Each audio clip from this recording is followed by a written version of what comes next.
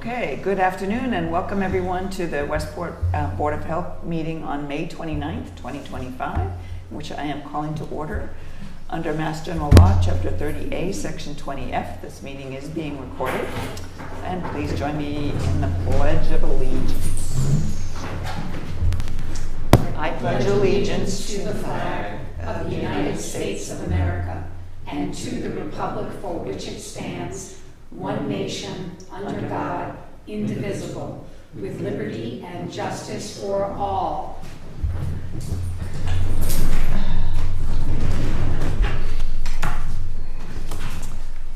Okay, we are going to begin with presentations on tick and mosquito prevention by Oliver Chersky, our Shared Services Coordinator for the South Coast Public Health Collaborative.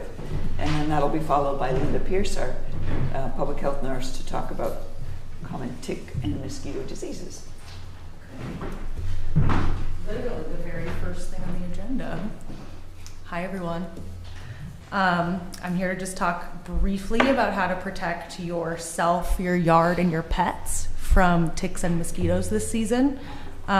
We just hosted a great tick and mosquito prevention training and presentation that hopefully we can do again, so this is kind of inspired by that. So I'm going to start first with just how to treat exposed skin. Repellents containing DEET are the best defense, but they are not sufficient to protect yourself completely against tick bites. So this is a good first line of defense, but that's kind of it. If you read the fine print on the label, DEET should only be applied to exposed skin. And when it's freshly applied, it can repel some ticks, but there's also the possibility that it repels ticks to areas underneath clothing where they could bite.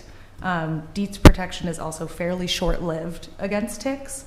You want to try to cover as much skin as possible with clothing so that the DEET exposed skin is minimized. Anytime you go to a tick habitat, you should thoroughly wash your entire body and check for ticks and remove them immediately if you find any.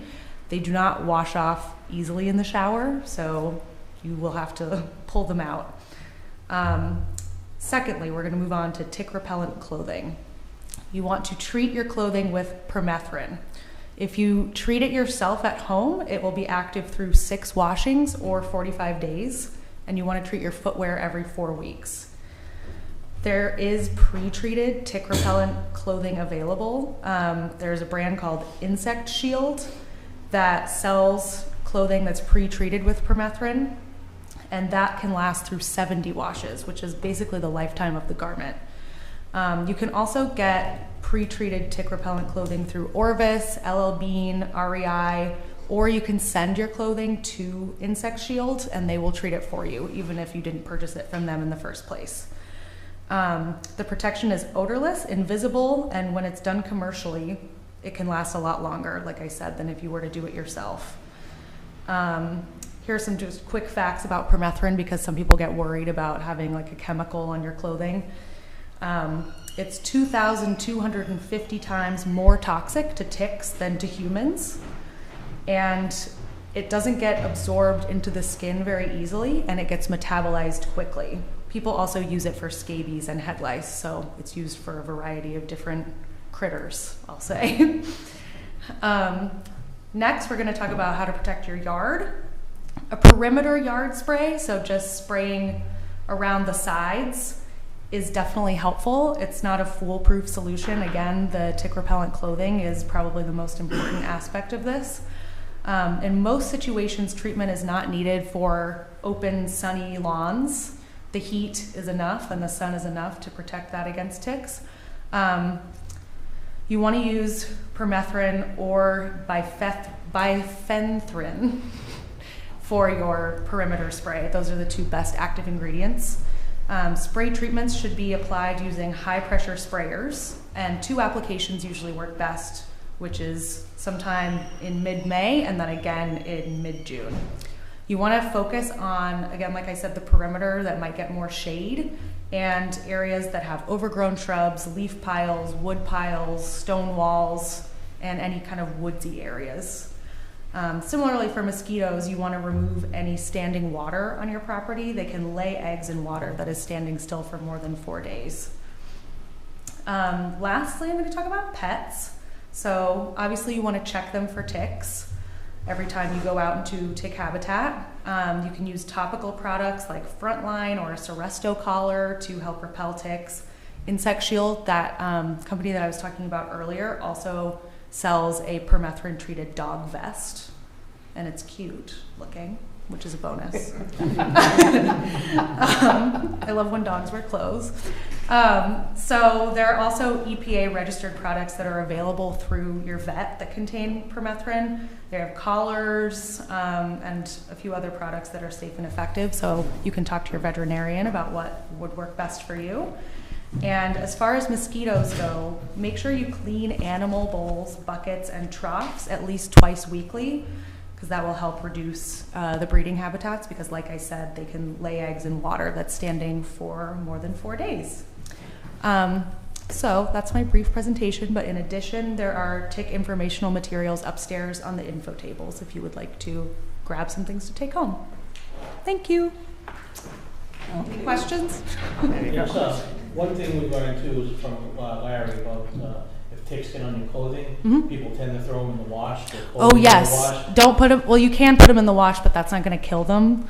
You want to put them in the dryer on hot. That will kill the ticks on your clothing. Minutes, right? Yes. Yeah. But they kind of like the water in washers, so.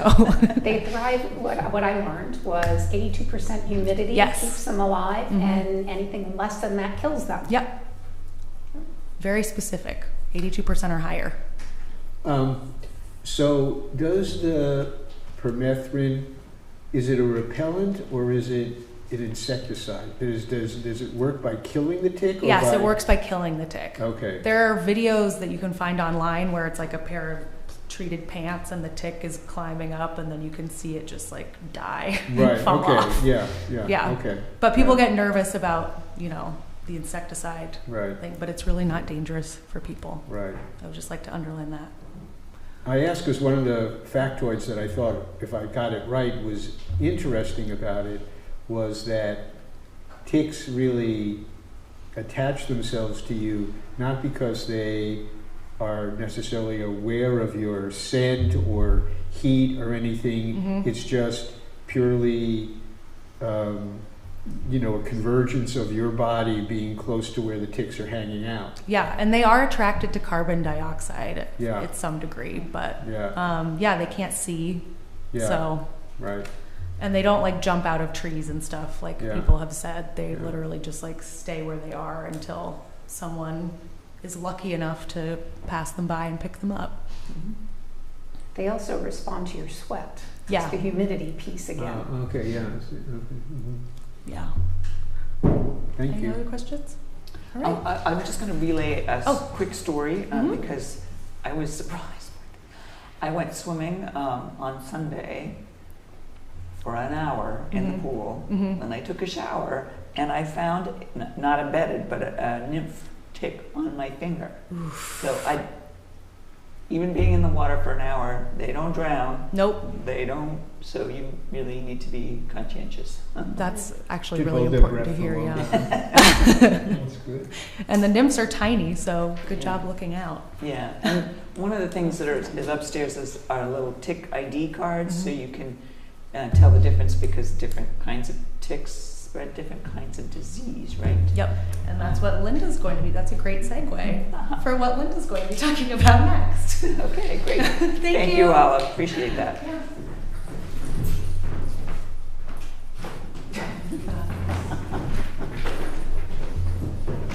Good afternoon, everybody. So I'm going to talk about ticks and mosquitoes, what they carry. So ticks need to be on you at least 24 to 36 hours to transmit any Lyme. And if it's removed immediately when you see it, you have better reduced risk of it contracting any kind of disease from them. New England is a breeding ground to ticks. Climate, abundant seas, vegetation, dense forest, mild winters, and humid summers. New England's common disease transmitted by tick bites include Lyme, Babesia, Anaplasmosis. Other less common but still present diseases are Rocky Mountain spotted fever, Borrelia, and Parkinson. Lyme's signs and symptoms are fever, chills, body aches, fatigues, nausea, and headache. Babesia, it affects red blood cells. The signs and symptoms may feel like flu symptoms, fatigue, fever, headache, body aches, and severe cases can lead to kidney failure. They're treated by azithromycin and atorvastatin. Anaplasmosis as signs and symptoms are fever, headache, chills, nausea, muscle aches. They're treated with doxycycline. Borrelia is treated with doxycycline. Doxycycline is sun sensitive, so you need to be aware that you would burn a lot quicker and pay attention to how much time you're out in the sun if you are on doxycycline. Let your doctor know other meds in case there's a conflict with doxycycline in your meds.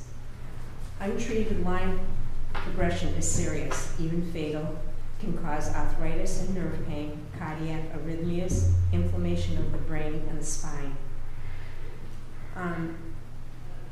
When I do MAVEN, MAVEN wants, the Department of Public Health wants just Lyme disease, that you acknowledge it, that we have a person that has Lyme disease. But the other ones, they want you to investigate that because it truly is, if people don't pay attention to what's going on, they really can have real health problems. And you know, it's not just a little tick bite and I'll clean it with alcohol. It's none of that. It's really important that you go and see your doctor and get a blood test, and they call it a tick panel, which will test for each and every one of the different type of tick disease.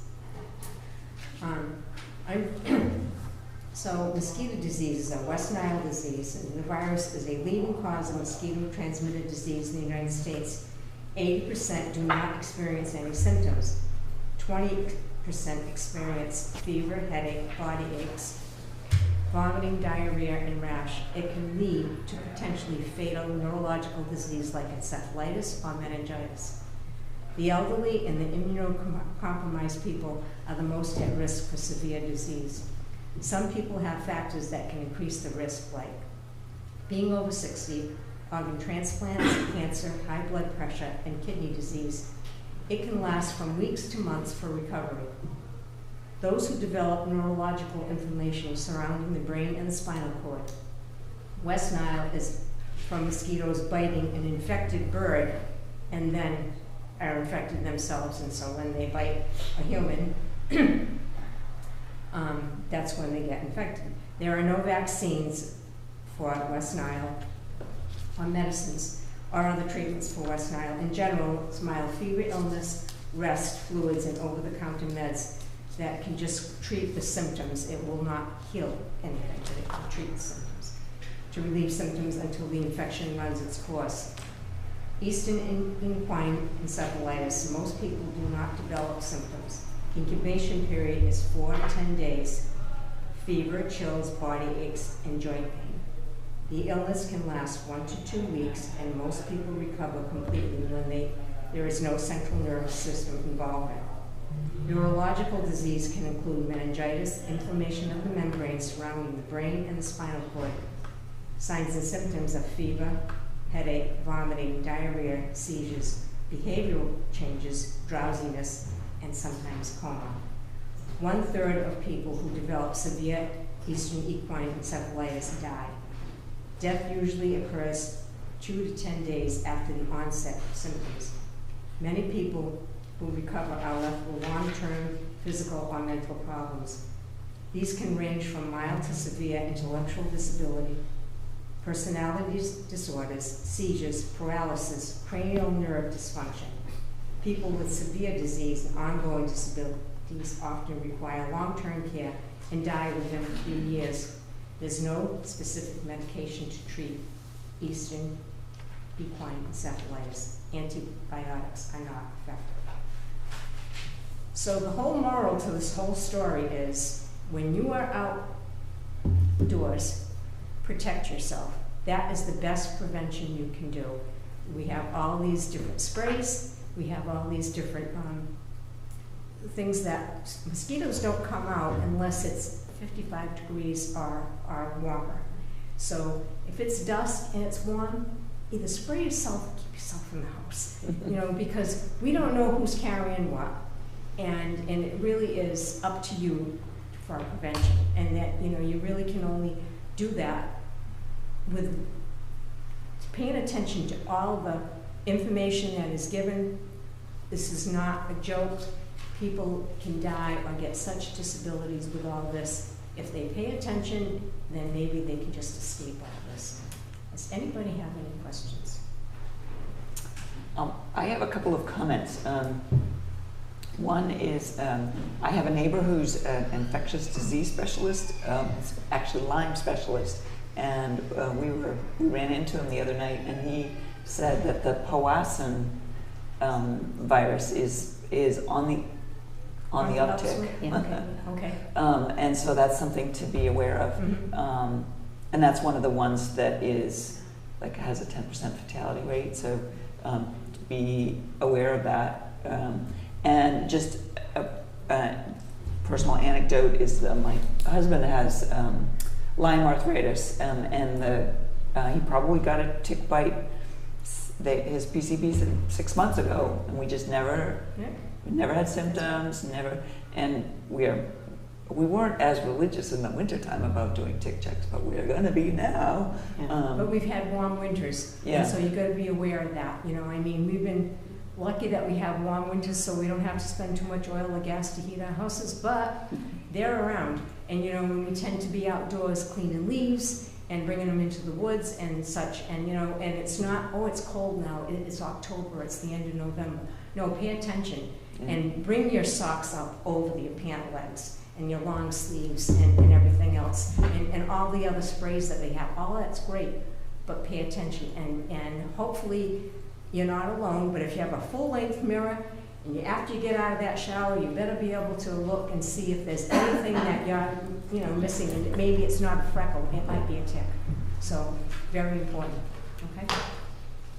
Any other questions or comments from Linda? The one thing I learned too is the reason why the tick has to be on you for 24 hours for a disease to be transmitted is it moves from the gut. The disease bacteria moves from the gut. It has to go into the salivary glands to then get transmitted. So the sooner you remove a tick, the better.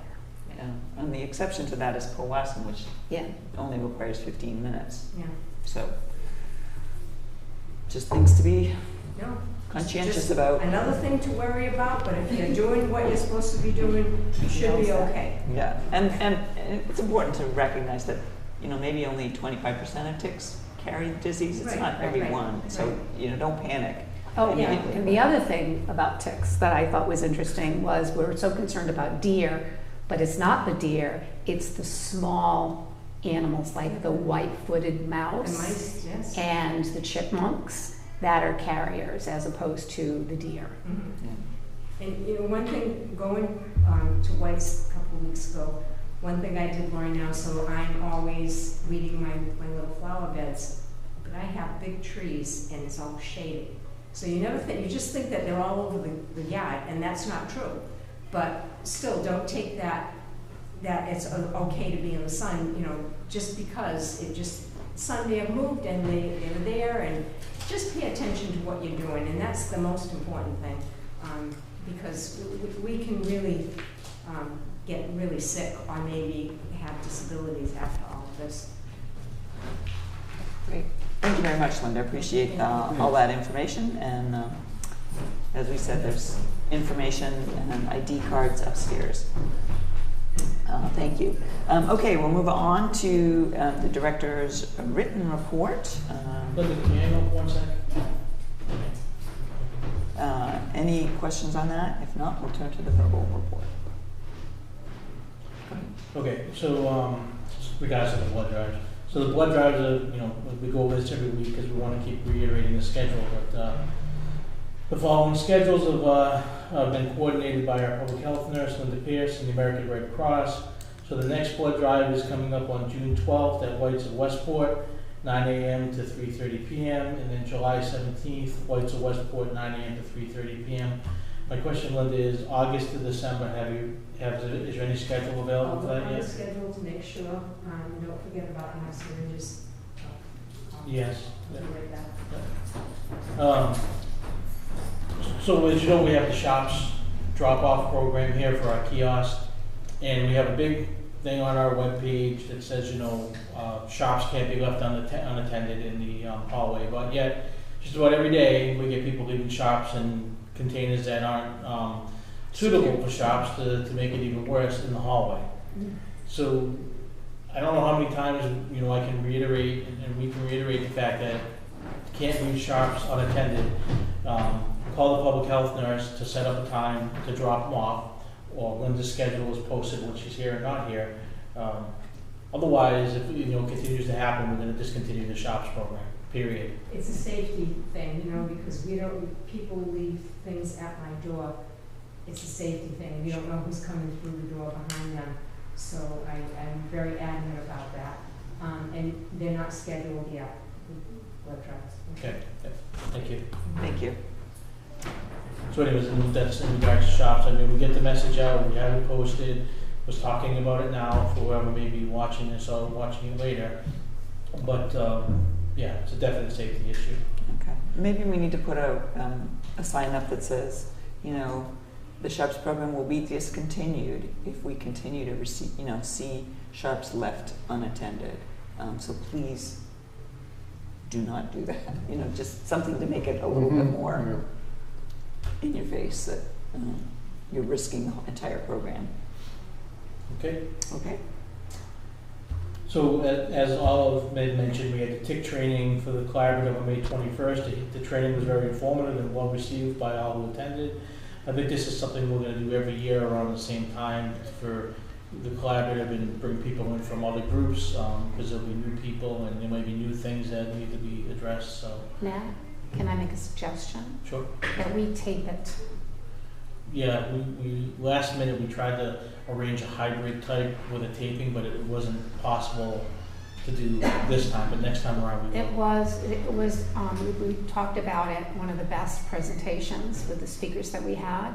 I didn't get bored. It was interesting. It was new information. It was very helpful information. So I hope that maybe the next time we can videotape that and then put it on the community access TV. Great. Thank you. So the paving contractor originally selected for the transfer station improvement had to withdraw from the project, so requiring us to solicit additional quotes.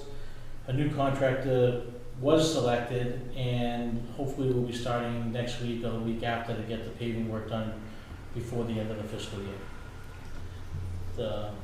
So that's where we are with that.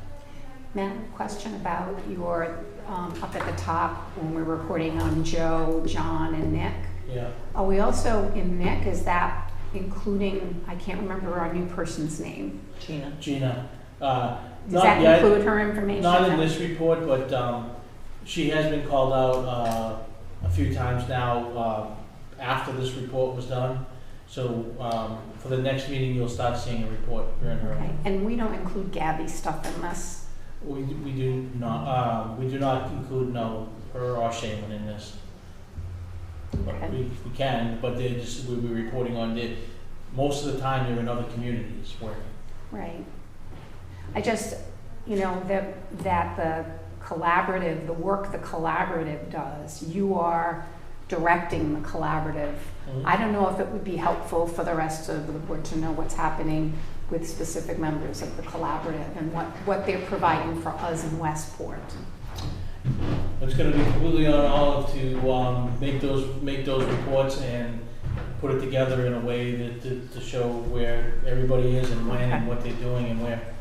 Yeah, it may be helpful, not so much the details for other towns, but just,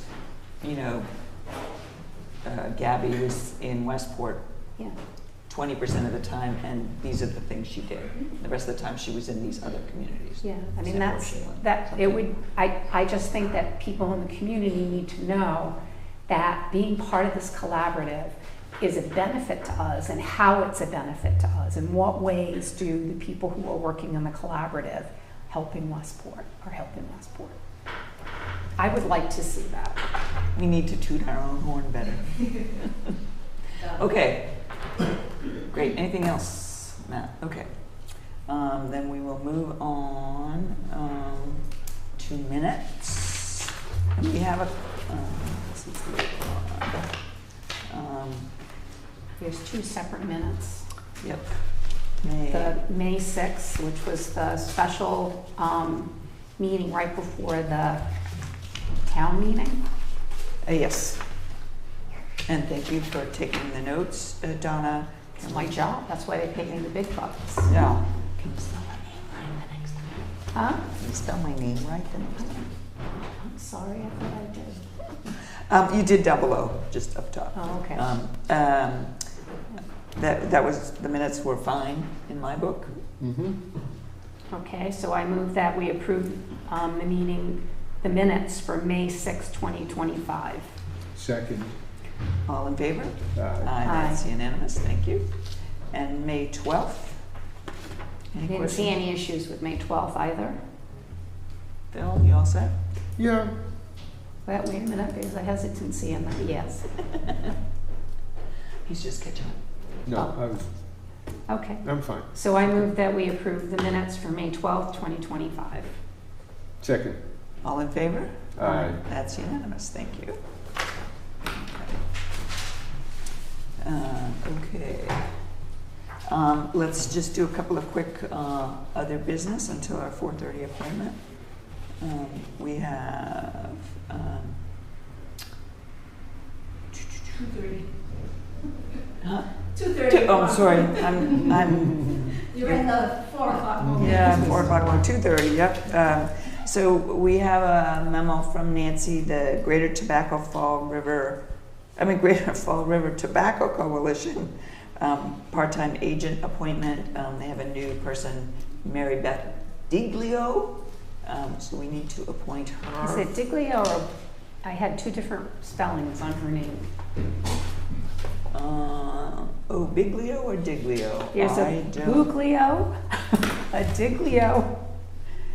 So if we look at the, Yeah, I think we'll figure it out. And geez, mhm, BU.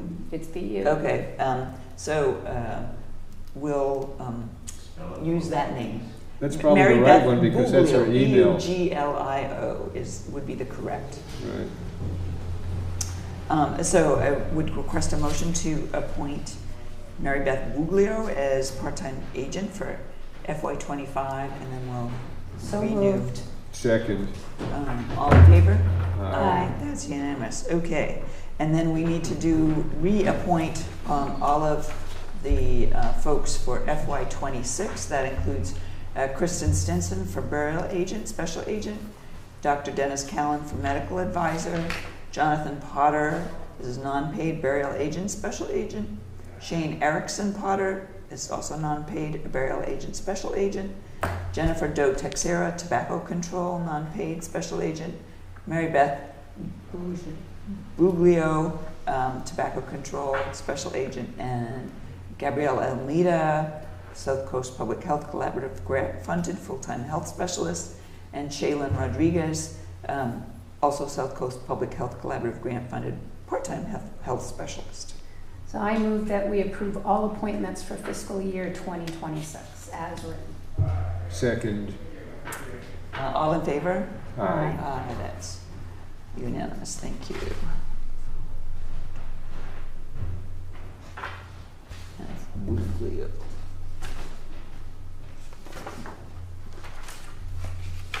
Okay. Alrighty, what else can we do? I think we have time to do the. I have 2:30 on my phone. Okay, it's 2:30, we will move And I see to Mr. our Potter appointment. back there, so. Yes. I call the 2:30 variance hearing, Len Potter representing Dana Canberra for 83 Shirley Street. This is a 3-bedroom repair with a quick four and Advantex system on an 8,100 square foot lot. So, Mr. Potter, How you please doing? present. These Good, are- how are you? Good, good. Green Green cards. card. Matt, these are the green cards. Okay. Len Potter here for Dana Campbell, 83 Shirley Street. And proposal is to replace an existing 1,000-gallon tank and leaching pit with a Title V Quick Force system with an Advantax pretreatment unit. The home that exists is going to be demolished and a new home built in its place. The existing home is 3 bedrooms, the proposal is still 3 bedrooms. But we have variances we need for wells, and they are distances to wells. The owner's well is going to end up being 59 feet from the proposed system. And we have 70,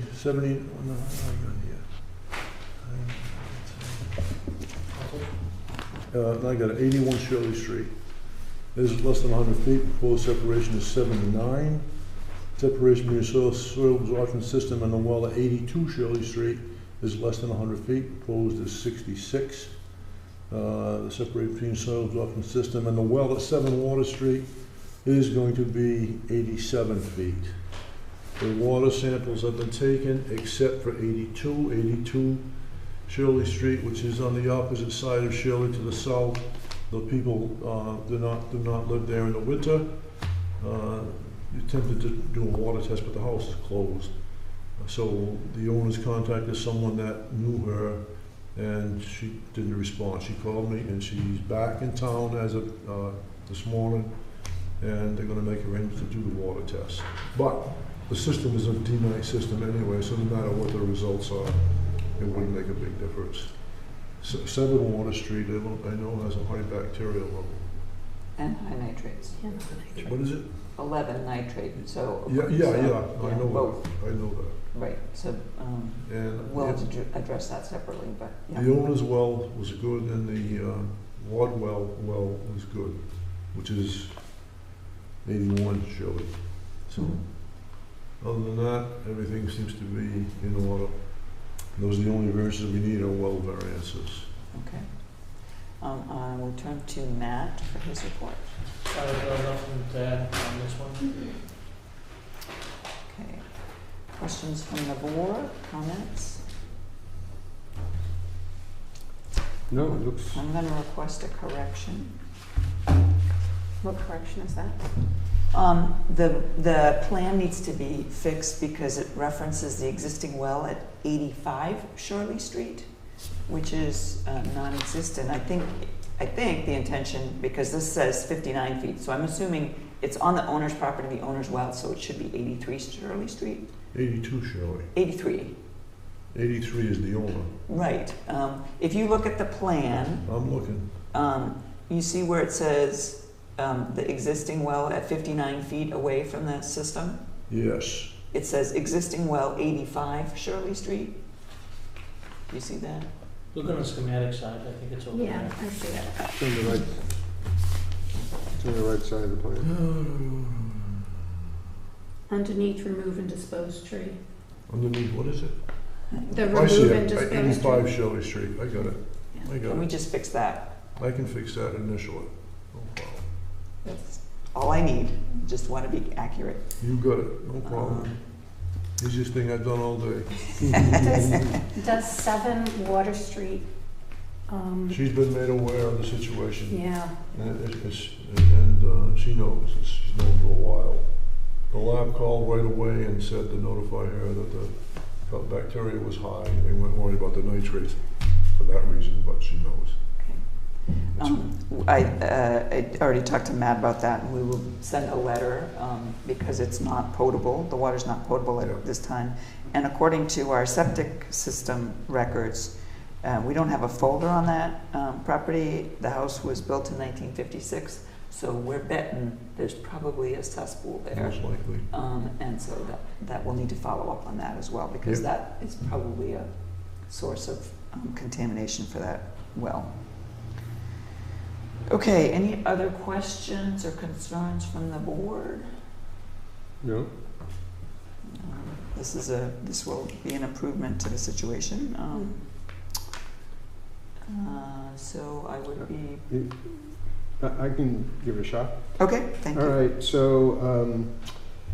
so move to approve the plan for Donna Cambra at 83 Shirley Street, a 3-bedroom repair on a plan dated 4/14/25 with an Advantix AX20 and Quick 4 system, subject to Concom approval, 3-bedroom deed restriction, local upgrade approval waivers for the well setbacks that are set out in the plan for the site well, 81 Shirley Street, 82 Shirley Street, and 7 Water Street. 3 years of well testing and a hold harmless agreement. And the owner's property of 83 Shirley Street. Oh, and the correction? No, the 83 Water Street, 83 Shirley Street. You mentioned 81, 82. Oh, You is also it have to have 83? 83. Yeah. Oh, I thought there were just 4 of them. There are 5 of them? 83? There's 4. Okay. I may have misheard you. I may have missed it. I just want to make sure we reference 83 Shirley as well. Yeah, I said the site. I mean, Okay. yeah, Oh, yeah, yes, the you're site right. well. Sorry, my mistake. Yeah. TNT. And well testing. Yeah, I said 3 years of well testing. Okay, yep. Yeah, and hold harmless. Total And- nutrition. And compliance, the IA compliance is standard. So it would be 2 years of total nitrogen testing. Okay. Okay. So I second that. Motion made and seconded to approve the project for 83 Shirley Street with those conditions. All in favor? Aye. Aye, that's unanimous. Thank you, Mr. Potter. And It goes to conservation June 10th. okay, and you just do the I will do that. Do you want them now? or- John Hancock. I'll take a much Somebody with their hands up. Oh, yes, ma'am. Sorry. Hi, I'm Janet Hadley, I live at 82 Shirley Street, and as Mr. Potter stated, I was contacted indirectly about water testing. Mhm. So I would just like to note that I would like the water, to be assured that the water will be tested at my property before the septic system is installed. It would have to be before permits issued. It would have to be, and it is. Yeah. I gave Dana Cambers, he's in California, I gave the number for Janet Hadley to his sister, Judy Palmer, and she's gonna contact Janet to make arrangements. Okay, well, Janet is here now, so great. Yes, and it also requires 3 years of water testing post-installation so that there'll be regular monitoring of the well. to And the see monies will be that- held in escrow by the Board of Health to order that testing. Yeah, So there's no it's- expense to it. So no expense to you, Right. right. Because the well, because the system is a denitrifying septic system, it's an improvement to the existing system. Regardless of your well test results, he'll be able to proceed, but I understand you want to get the results and, Yes. and that will be part of the conditional approval process. Thank you. Thank you. Thanks for coming in. I did tell Mrs. Palmer not to bother you today because you were just getting back. You're very considerate. I'm available 24 hours a day to organize water. You traveled a long way. Thank Well, you. thank you for coming back to Westport. Okay. Okay, Thank you. You're welcome. Take care. okay, back to other business. We did Board of Health appointments. Review, accept, and sign shared system easement for 2038 and 2040 Main Road. This was something that came before us last fall, and we have the grant of covenant and easement to oversee that shared system. First turn to Matt. Anything to report on that? No, I looked them over and everything seemed right. There's 2 different addresses. I didn't see any typos, so everything looked appropriate. It's a template covenant of easement that we use, so. Okay. Any questions from the board? I wonder about Mr.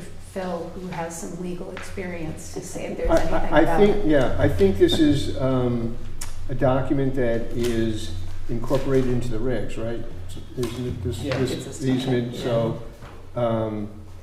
So I just really didn't read it as if this was the proponent proposing this, so we have to give it a critical reading. This is DEP's, Following the template. Okay. yeah, DEP template, so, yeah.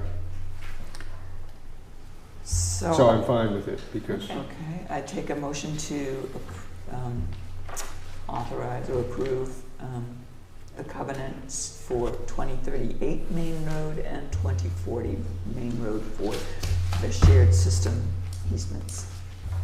second. I didn't, is that, wait a minute, who did Oh, I the? thought you were, No, no. I'll make the motion. Make a I thought you motion. said I'll Okay. make the motion. Motion made and seconded, all in favor? Aye. Aye. That's unanimous, thank you. Okay, I'll sign those. Okay, I just wanted to circle back to FY26 board priorities. I apologize for that for the working meeting that I had to leave early. And I know there was some discussion really focused on the priorities from Matt's perspective, but I wanted to give the board an opportunity to articulate its own priorities for FY26. And we can revisit this at another time, but I just wanted to make sure that people had an opportunity to talk about that. Well, I think that Phil and I did, and we asked Matt what his priorities were, but we need to hear your priorities. Yeah. Well, And I'll have the minutes done for the next meeting for Okay. that. could you just summarize what your priorities were so I don't overlap? Okay, let's see what I wrote down. I made a list. Okay. Okay, I mean, kind of just Yeah. out of memory, so one was the private well regs. This is not necessarily in order of priorities. Private well regs, what I call the cesspool compliance strategy, the unknown, the unknown system status confirmation strategy. How we're going to do that. And Matt raised what I think was, what I characterize as just personnel issues. Mm-hmm. And there's one that I was, going to add, but it may not be, something that happens in the next 6 months, but, both the climate resilience and the hazardous mitigation, both these plans are in work, and they both involve the health department. And so there may be, activities or responses that, may come up, kind of action plans Mm-hmm. that will come out of that we should look at. And also just by way of continuing to put board resources in there is something that I just thought was worth noting. So I'm on the climate resilience, and Matt and I are on the hazardous mitigation committee. So that was off the top of my head list. and those are the things that I have written down as well, along with Matt's priorities, which was to keep his head above water. So, It's not just mine. we could get it, I was thinking about, we could use some floaties. Those water wings. It's not just my head, it's, the staff is, quite busy with a lot going on, and we really could use a part-time clerk for more than one reason. The number one, to help with the workload. Two, to start getting somebody kind of in tune of, to what we do, just in case someday we have, we have to bring in somebody new for one reason or another. But I can tell you that the biggest challenge is the dumpster rag. And chasing these people down to pay the fees has been nothing short of a migraine for Nancy, a severe one at that. So we need to maybe take a, sooner than later, take a serious look at, do we want to continue that program?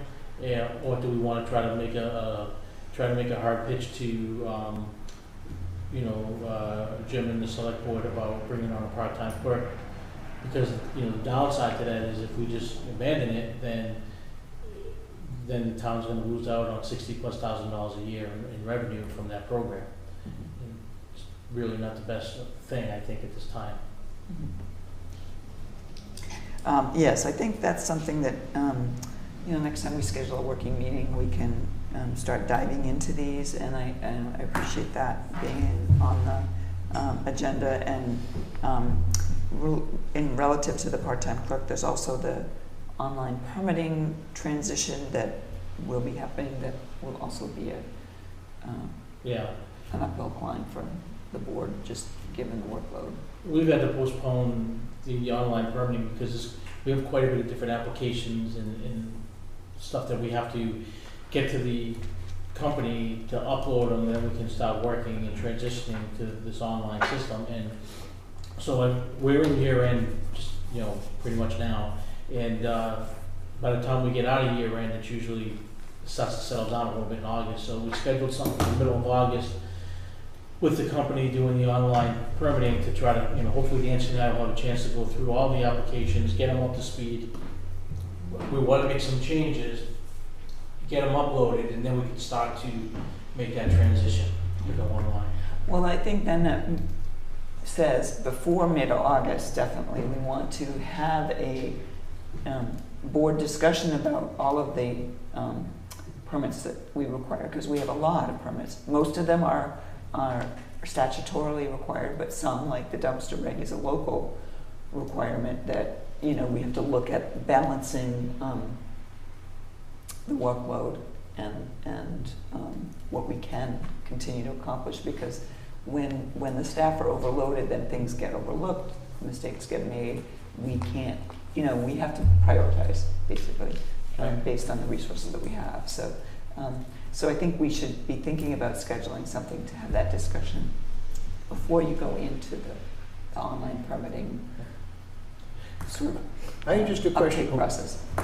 Do you have a sense of if most of or what percentage of the dumpsters is related to construction, and how many are just related to, people deciding that, They want a dumpster? Yeah, like they used to go to the transfer station and now they're just gonna use a dumpster and hire somebody? I never really looked at that, but if I had to guess, just from basing my conversations, I'd have to say it's probably pretty even. Maybe tipping the scales a little bit towards the people who don't want to go to the transfer station type. Okay. Getting a dumpster more than the construction dumpsters. Okay. Would be my best guess. I mean, just this week alone, we've had 6 dumpster complaints come in. Yeah. So, Joe and I are out chasing around those complaints and seeing if there's any validity to them. Right, okay. So that's another, there's like kind of the compliance aspect of it, and then there's the fee part of it. And just to say the reason that I was asking is, because one way to ensure the fee is collected is that we work with the building department and say, the person doesn't get occupancy permit until they pay all the fees. Yeah, I mean, we could definitely do that. My strategy has been, so Nancy will, go back and forth with these people, but it gets to a point where I step in and I'll send a letter saying, if we don't get these fees within X amount of time, your permit to haul through Westport's going to be suspended, and you'll have to come by the board and explain why you haven't paid the fees and so on and so forth. So sometimes that helps, but there are some people that just say, well, go ahead, but still operate anyways. It's because it's hard for us to manage everybody. There's no way that we know if somebody's sneaking a dumpster into town after we suspend their permit. Right. Well, I just think you just make if the hauler doesn't do it, consider having the homeowner who's waiting for their occupancy permit to either get the hauler to pay or pay it and go after the hauler. Yeah, it could be a strategy. We could definitely So, try. it's just an idea, I was just, but it still doesn't solve the entire problem. Right. But it's just one way to, okay. Well, thank you for that list. I don't have anything particular to add. I know there was at one point we talked about a composting program at the transfer station, but we have our hands full with just managing what we've got there. So I'm not going to put that on the list. I hope to have some more update about the mapping for the unknowns. And I have been tracking all of our pump records as they come in, and the permits, the variances and stuff that we approve, and that has identified a number of unknowns. If they have a plan in place, then that's sort of resolved, because they'll have to do that within 3 years. But the other ones where it's based on pump records, that gives us more information to help narrow down the scope of the letter that we might send them. So that's something that we do need to follow up on because of the deadline of 2028 for cesspool upgrades. And so I think those two, cesspool compliance and the unknowns status, are both ones that we need to really dig down into and start, because that gives people, it's now less than 3 years, so we want to give them as much notice as possible to move forward. I wanted not to add to the priorities. I am trying to figure out, as the chair of the Opioid Settlement Fund Advisory Committee, how the Board of Health can assist in all the details of managing the funds. Right now, in the advisory capacity, and it's just something to think about, we're not going to move on this, but we have to go through the select board for all the financial requests. Is that something the board would entertain taking responsibility for, so that the process can be smoother than it is now? And because part of my thinking is I'm trying to work out how we request funds, that we have to go through the select board every time we have to request funds, as opposed to taking responsibility for it so that we can make decisions and then move forward without having to go through such a detailed process. So in terms of priorities for me, being the chair of this committee, I'm finding it a little cumbersome to go through what we're going through now, and we haven't even asked for RFPs yet, right? So it's something for us to maybe talk about and think about, but I think it would be helpful to get feedback from the select board. Yeah, well, the thing is, the select board asked initially, what are other towns doing? And other towns, and many of them, have given it to the Board of Health to manage. That wasn't a recommendation initially, but as I am now on this committee, and I'm having every time I need to do anything with funds, I have to go through the select board. So I asked them for administrative costs. So they granted $5,000 for me to use administratively, right? For us to use administratively as a committee. When it comes to any kind of grants, we've got to go through all this process as well with through the select board, and then through Nicole, and how that money is going to be distributed. I'm just trying to think of a way to make it a smoother process. And I don't know if having the Board of Health take responsibility for this, or taking a certain percentage where administrative costs could be covered by the funds. A certain percentage of the funds can be used for administrative. So I just wanted to throw that out there, because I'm in the process of trying to, plan for money to be distributed in the fall.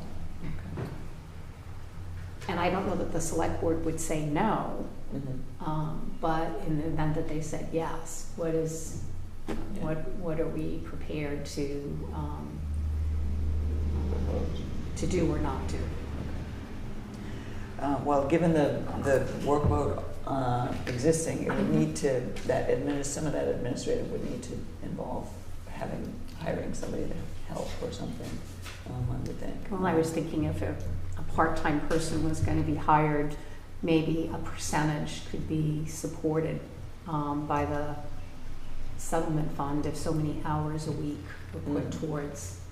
That's something that we would, we could discuss probably at one of our working meetings. Yeah. And figure So, out I just brought this up because I hadn't brought it up before, but it's certainly worthy of discussion. yeah, and I think if funds could be used to help support another person, that a percentage of time was put towards the opioid settlement fund. It would probably be a small percentage, but it would be helpful. Okay. All right. Great. Thank you. Okay. Then moving on to board member updates. Any updates, Phil? Well, let's see. Do I have any updates?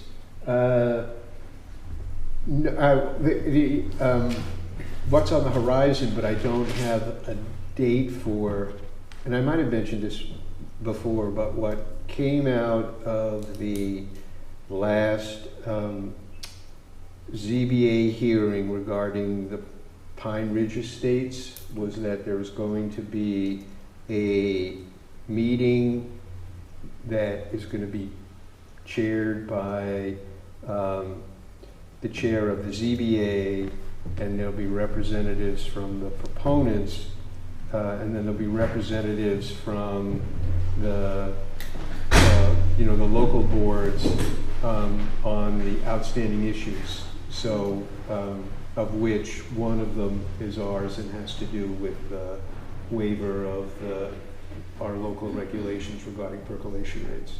So a date hasn't been set, and I'm not exactly sure what the intent of it is and what the, but my sense at the last meeting was that it was an effort to come up with a compromise that all the parties felt comfortable with on the topics, and so stormwater and our regulation are the two big ones, I think. So, okay.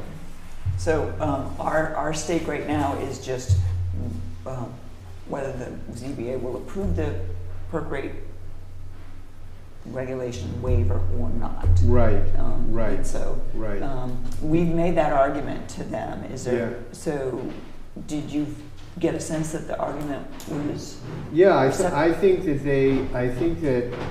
they were receptive to the argument, the argument that I was making, and it's so it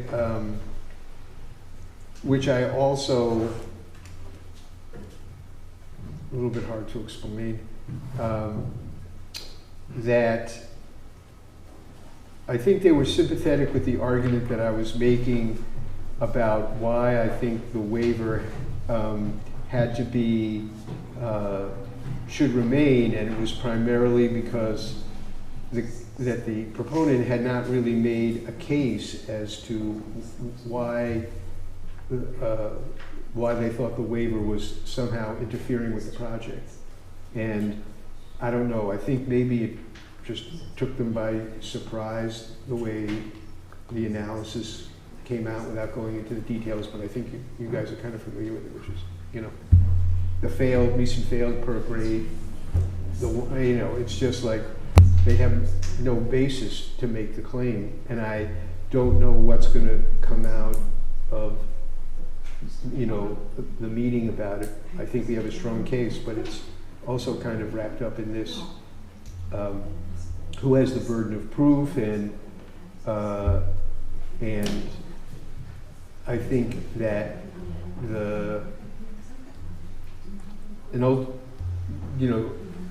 if if the ZBA denies it and then there's an appeal of it, I think that the town wants to be in a strong position to defend it. So, but anyway, that's the next thing that's gonna happen, and I guess we'll come out of that and figure out what it, where it's going. And then, there'll be a subsequent hearing in which I think a decision will be made, or, yeah, so, but that's the next thing. So it's a little bit of a mystery, but I think the idea was to see if there was some compromise that could come up. Okay, well, it sounds like you've made a strong case for denying the waiver, and it's either an up or down by the ZBA, yes or no. There may be issues around the stormwater. That seemed a little bit more fuzzy, but I think the perk rate is either a yes or no, and so it's, what happens after that. I think you made a really strong argument, and so that I'm comfortable with standing on that. And then depending on the outcome and whether they proceed or not, eventually those things will come before us, and we'll have an opportunity to weigh in on any proposed septic plans. But for now, it seems pretty much status quo, and all we need to do is wait and see So what the ZBA does. So you will find out. And the stormwater, we've kind of deferred to the planning board. So yep, I'm comfortable with that. Yeah, and so we'll see how that goes. But I motivated the Conservation Commission to kind of get involved, and we'll see what happens with that, because again, they're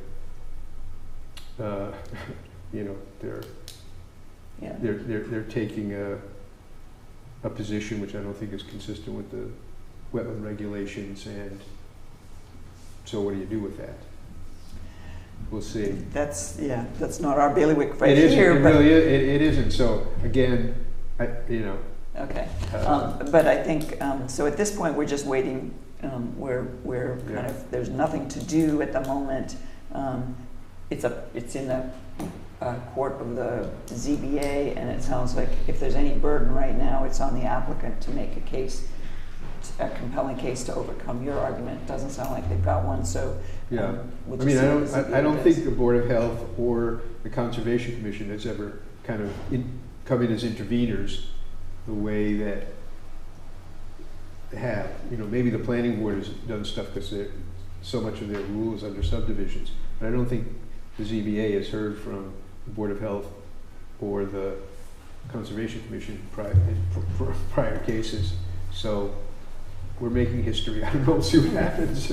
Okay. All right. Well, thank you. Yeah, thank you for your efforts. So we'll just sit back and wait and see what the ZBA ruling is, and see what the applicant does. I expect the meeting to happen before we meet again, so I'll come back and kind of report on that. Okay, great. Thank you. Okay, and Mental Health Awareness Month is coming to an end.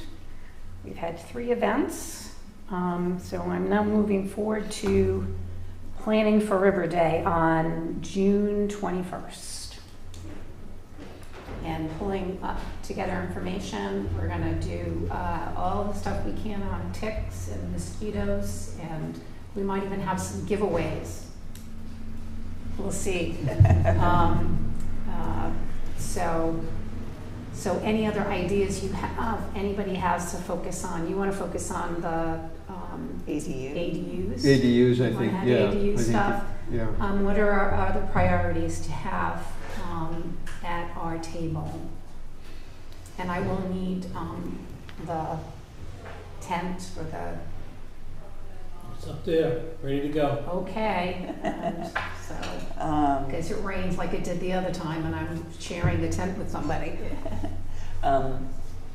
Just looking at our list, I mean, you could give, if you mentioned something earlier about a survey for the opioid task force. Yeah, if I can, I will, well, if we can come up with a general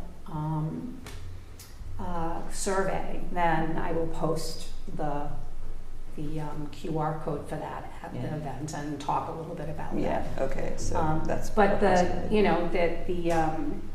Opioid Settlement Fund Advisory Committee is really not part of the Board of Health. The only way it's part of the Board of Health is because a Board of Health member is in the charter, it has to have a Board of Health member on it. Right. So, but I can But certainly. it's a do public something. health issue. It is a I just think of, you know, what are the things we want to communicate to the community, and I think Okay. opioid concerns are certainly ones to highlight. Yes, especially I'll since certainly we're do doing some mental health things, and I'll do that as well, and I'm gonna try to post the QR code. Okay. I don't see anything, unless there's something, I don't know if the climate committee will have a booth or something and they do their own thing. They usually do. Okay. There's Then- usually, yeah, Yeah. they have it for the last Okay, couple. so have that'll booths be there. kind of covered. And, Okay, yeah. great. We'll keep on, I have to put it in my calendar, make sure that if I can provide some on-site support, I'll let you know. Okay. I know I'll be away for a few days earlier that week. So I'm gonna begin collecting, you know, resources to put on the table and at the table. And if we do have any left over from the TIC event that we could be giving away, that would be great. I have just an informational update related to the climate committee, Oh, sure. which is, you know, which is that, so they had a presentation by Buzzards Bay Coalition and the scientists who were involved in answering the question of whether or not the causeway out to Gooseberry Island was responsible for erosion of East Beach or the siltation and the conclusion was that that the causeway has had no effect on that, despite the kind of coincidence of timing of when the causeway was put in and when East Beach in particular got erosion, that it is actually this particular wave current that is impacted by the island itself. So it's the island itself that is driving erosion on East Beach, and the sand is moving towards the Slocum River, and that's in that direction, and that was why. And it was a really good presentation, and there's a report the full report's going to come out, and so it was, you know. Well, so. they could do something about the causeway. I don't think they can relocate the island, so we're sort Yeah, of stuck yeah, with the yeah. consequences. So, at least from a science point of view, they put that issue to bed, Okay. and so, and then anyway, so Thank you. that was Okay. interesting. Yes, thank you. You probably for- watch it on YouTube when it, you know, Oh, when it comes out. Okay, Okay. thank you hopefully. for that. I am going to, we have one unanticipated item. I'm going to turn to Matt about 488 Old County Road. We will talk about briefly. So, I was back and forth with the engineer about the project, and the type of system that they're proposing can't be used for commercial or business use. And the remedial system will not achieve 19 milligrams per liter on the D-night side. It looks like it only will achieve 25. So we're going back and forth with the engineer, and I told him I would talk to the board today about it to see, you know, how they want to proceed, how you guys want to proceed with this, because although we're treating it as a repair, technically it is an increase in flow, and a lot of the systems that are available on the remedial side can't be used for systems that require an increase in flow or commercial use. So we have to, you know, I'm trying to give them some guidance on what to do, because they keep redoing the plan, and, you know, I'd rather just give them my feedback once. you know, it looks like Tanya and I looked at maybe provisional use systems would be the best way to go for commercial use, because it is a commercial business now. Yeah. And there are a number that, Fuji, Nitrex, Nitro, there are multiple options for them, but they would have to go to provisional. But they wanted me to ask the board if they would allow a remedial use system, and I said I would ask. Oh, I think since there are available alternatives that meet and they meet the criteria for those, because the remedial don't allow for commercial or increase in flow, but provisional systems do, that my recommendation would be that they need to look at those as an option, because it's not like they have no options. can you refresh my recollection as to whether or not the kind of denitrification is driven by the nitrogen loading limitations, or is it a policy decision about how we want, the effluent to be managed? There's a couple of things. I think the board said anything that is required to be denite needs to be achieve 19 milligrams per liter or less. And I think I have to go back to my notes, but I believe we set it based on, because we set it for new construction to meet nitrogen loading limitations. Right. I guess, so it's kind of this hybrid, kind of thing, because what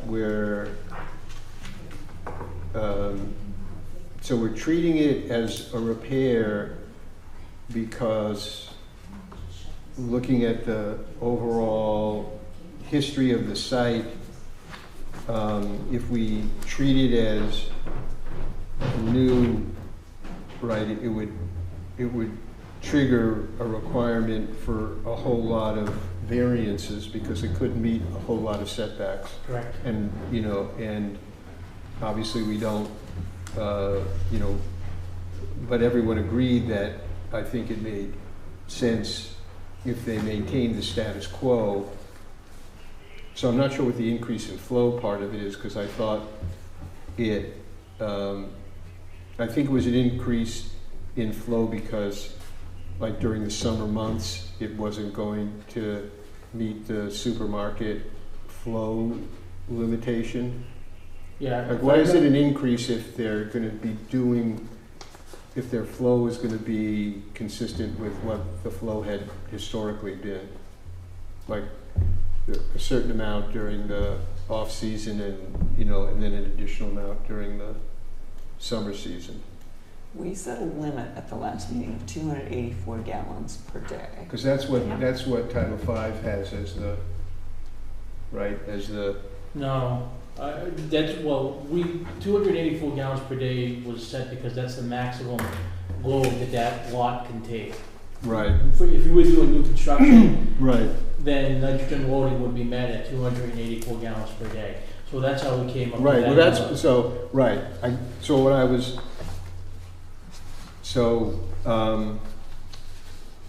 So if we, that's what I think I was trying to get to, which is if we look at through the lens of nitrogen loading, and then just from a Title V point of view, because there's a bunch of options there, right? Or in terms of the technology, like, is there more flexibility under Title V for the options they can do to address the nitrogen loading part of it, or is that just take us back to the same impasse that, so to speak, that you were describing about, not using remedial systems? And Well, the problem is the systems that they chose, it can't be used for business or commercial use. so, because that's in the approval of the... Yes. Yeah, so, okay. And then just to say that I look at it as the existing systems that, maybe 100 gallons per day or 80 gallons per day, and now the new system is going to be at 284 gallons per day. So to me, that's an increase in flow. But Yeah. even though we're treating it as a repair, it's still an increase in flow. So it depends, that's why, asking the board how we're gonna, how do you guys wanna just deal with that part of it? I think, okay. regardless of, I mean, I think the practicality is, it is in spitting distance of the river. Yeah, And we, I know that there's concerns about that, so I think we need to, they have options. I know provisional use is more intensive because it will require the quarterly testing and so on, but those can be used for commercial applications. They can be used in this situation. So they have options that I think are feasible. So I would say, that's my personal opinion, that given the, I wouldn't be in favor of granting them sort of more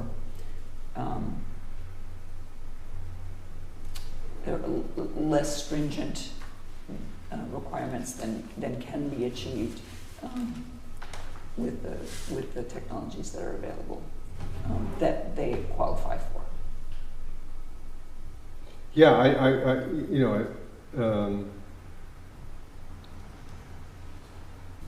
I think that's a reasonable response to them, which is to say that the technologies that they're looking to use are not approved by DEP for that use, and we're not in a position to waive those. So I think that makes sense. It would be different if there weren't any alternatives. If there was, If there weren't any alternatives available, then we have to Right, think yeah, about that, but yeah, there are. yeah. And so I would suggest that they need to look at Yeah. those. Agree. Okay, is that adequate I mean, guidance? I Okay. have my answer, and we'll get back to them below this. Okay. Anything else? Okay, being that there are no other business, I move that we adjourn this meeting at 3:18. Second. All in favor? Aye, that's unanimous. Thank you very much, everyone.